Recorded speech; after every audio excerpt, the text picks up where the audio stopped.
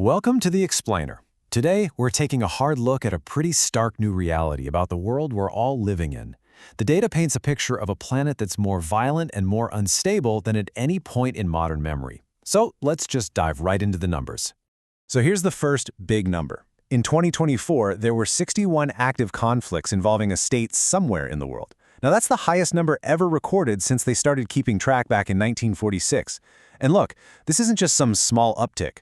We're talking about a staggering increase that really signals a fundamental shift in how stable the world is. And the human cost of this surge? Well, it's just immense. In just a single year, these conflicts claimed the lives of nearly 250,000 people. That's a 23% jump from the year before, and it's being driven by these incredibly deadly wars in places like Ukraine and Sudan.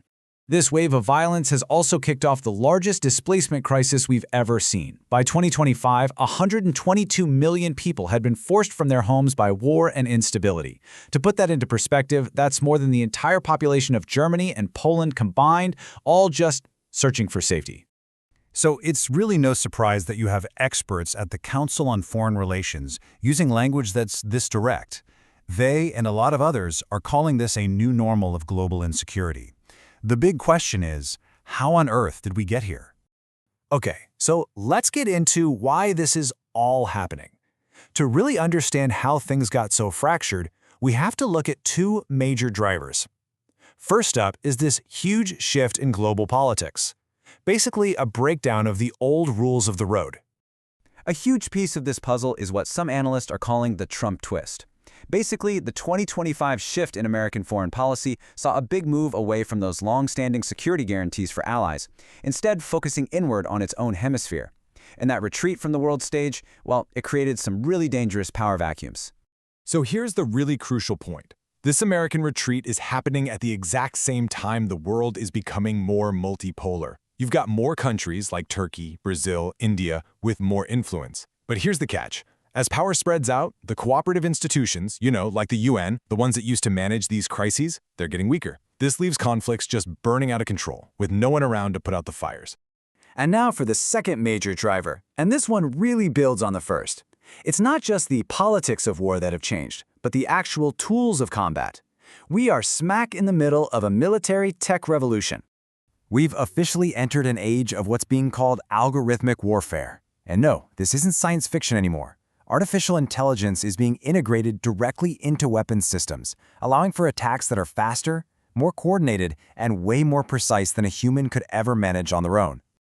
And if you want to see the impact of that, just look at this. In a high-intensity war like the one in Ukraine, cheap AI-enhanced drones are now responsible for a mind-blowing 70 to 80% of all battlefield casualties. Think about that for a second.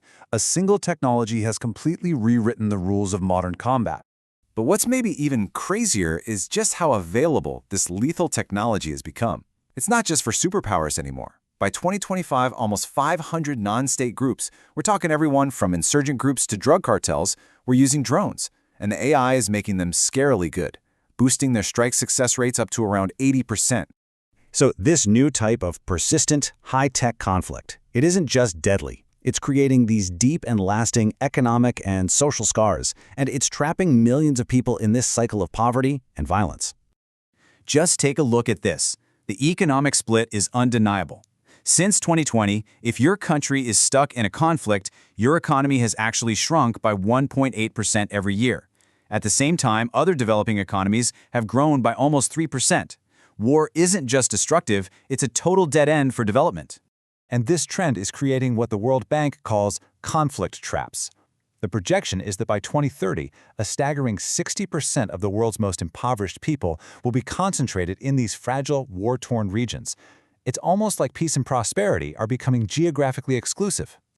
And tragically, this new era of warfare has seen another horrifying trend, the deliberate targeting of civilians. In just 1 year, the number of non-combatants killed in targeted attacks surged by 40%.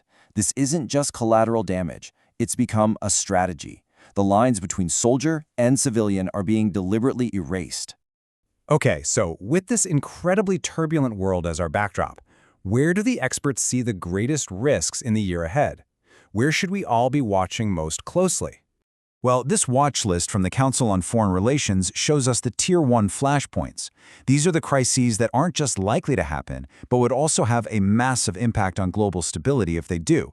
From Ukraine and Gaza to a potential crisis over Taiwan, the map of high-stakes conflict is just alarmingly wide. And all of this really leaves us with a final, crucial question.